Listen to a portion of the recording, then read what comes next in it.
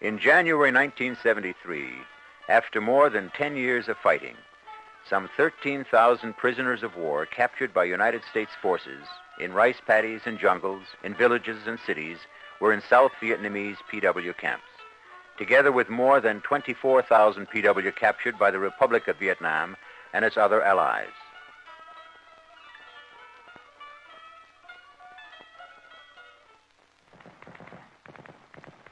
Question: were PW treated in accordance with international law? Regardless of the reasons for U.S. involvement in Vietnam, once we found ourselves there, it was our duty to conform to all laws regulating warfare, and our policies were prepared in conformity with those laws. From the first moment an individual was captured, every effort was made to comply with the principle, spirit, and intent of the Geneva Conventions, which require humane and fair treatment of all persons taken into custody during an armed conflict.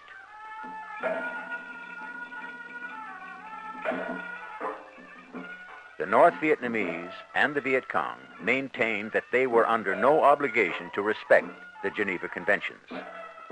United States and South Vietnamese forces, on the other hand, sought to comply with international law.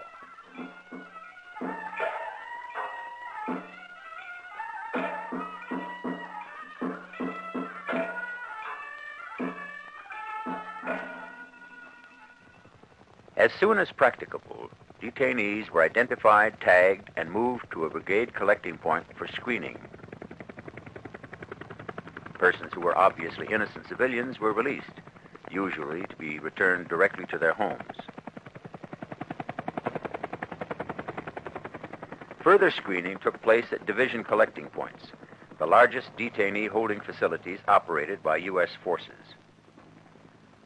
All persons captured or detained, whether in uniform or not, were afforded the protection of the Geneva Conventions. There were isolated instances of mistreatment, but these were the exception, not the rule, and not the policy. Rather, commanders emphasized the need for proper treatment and protection of detainees. As soon as practicable, PW were evacuated to PW camps operated by the military police of the Army of the Republic of Vietnam, with technical advice and support provided by military police advisors of the United States Army.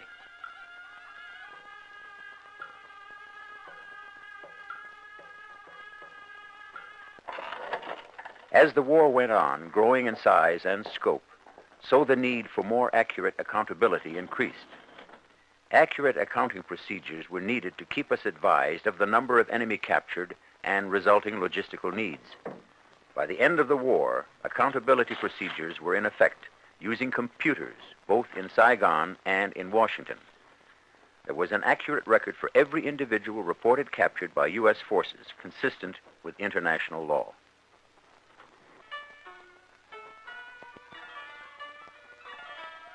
To monitor compliance with the Geneva Conventions, delegates of the International Committee of the Red Cross were stationed in the Republic of Vietnam. They made approximately 500 visits to detainee facilities throughout South Vietnam to be certain that adequate food, clothing, shelter, and medical care were being provided, and all detainees properly treated.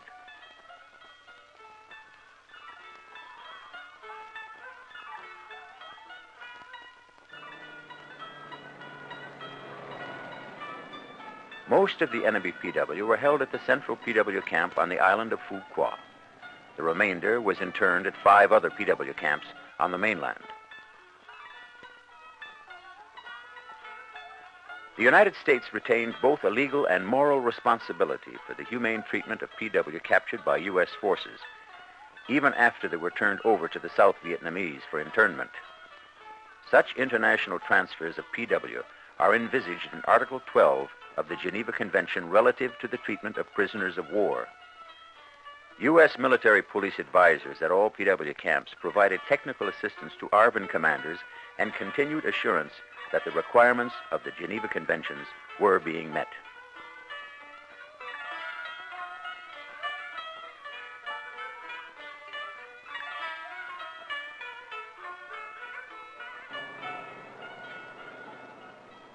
Here at the mainland camp of Ben Hoa, most of the sick, the wounded, and youth were gathered together.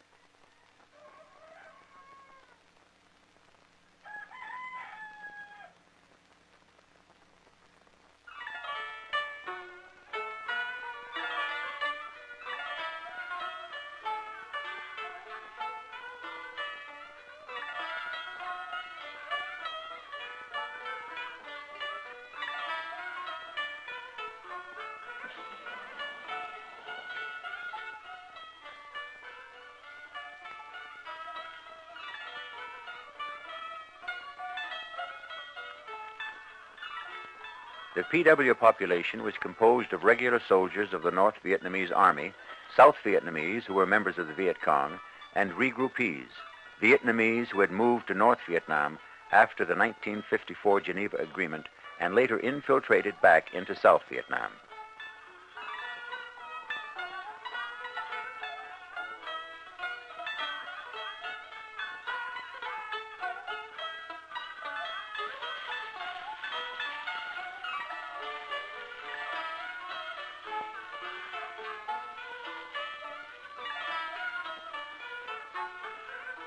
PW were allowed to raise crops to augment their rations.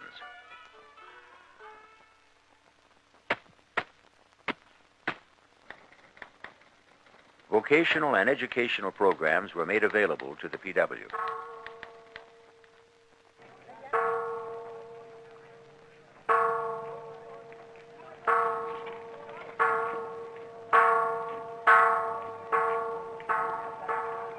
Generally, PW fell into one of three groups. New Life PW were former Viet Cong who made clear their desire to remain with the Republic of Vietnam after the war. The New Life PW were segregated from the others who remained committed to North Vietnam. The majority of the Communist PW did not pose substantial problems.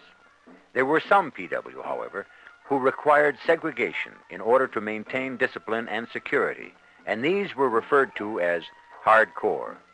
These PW were sullen and bellicose, refusing to cooperate with any of the self-help programs provided for the New Life and other communist PW.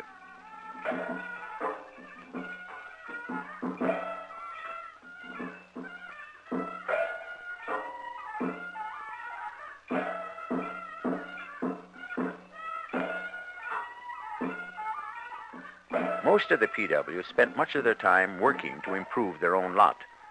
Under the Geneva Conventions, PW are not permitted to do any work which would assist the captors' war effort.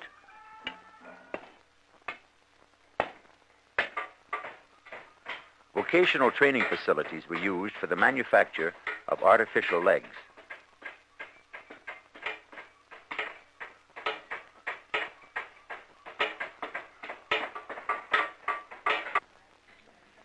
Work done by PW was for the construction and maintenance of their own camps and for their own health, comfort, and welfare.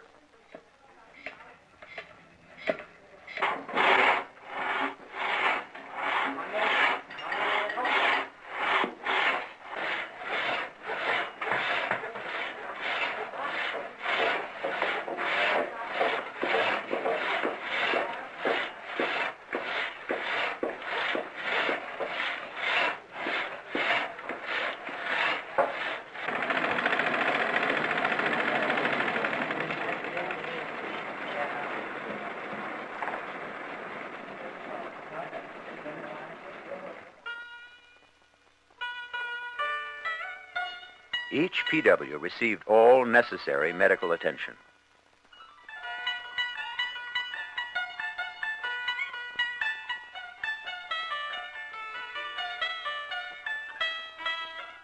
Where they were needed, special medical wards were set up, as for these wounded and sick PW.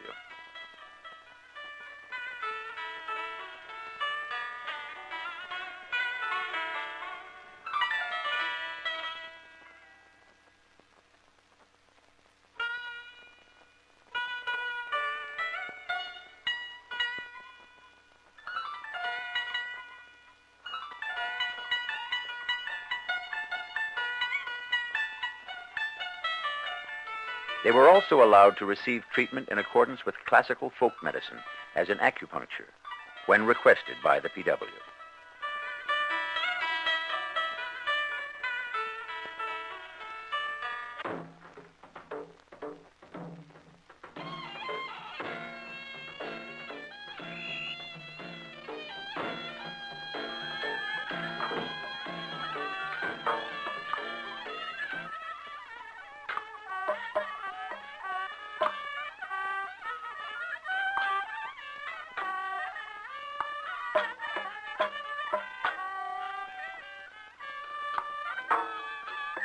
As provided in the Geneva Conventions, PW were able to send and receive mail and to receive parcels from their loved ones.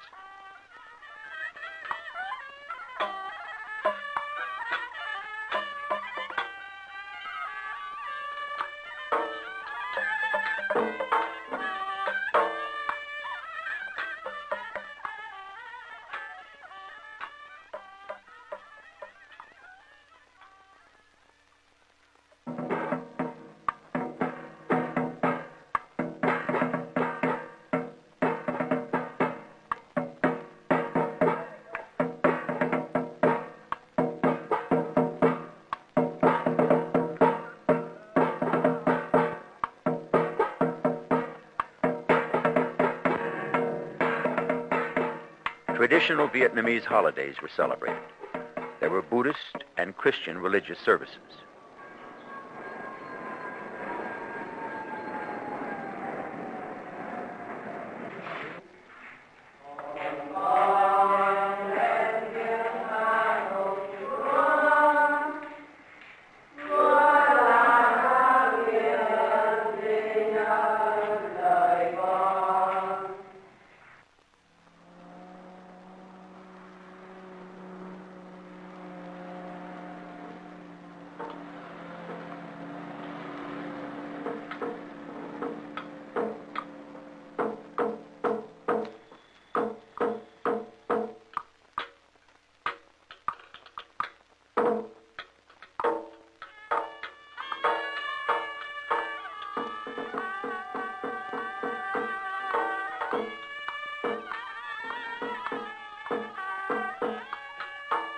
The Paris Agreement of 27 January 1973 required that all PW be released within 60 days.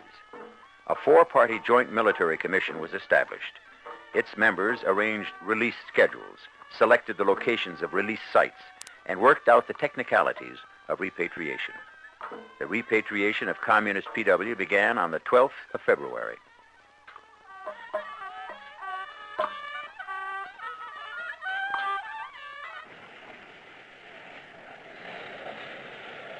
United States Air Force C-130s provided most of the necessary transportation.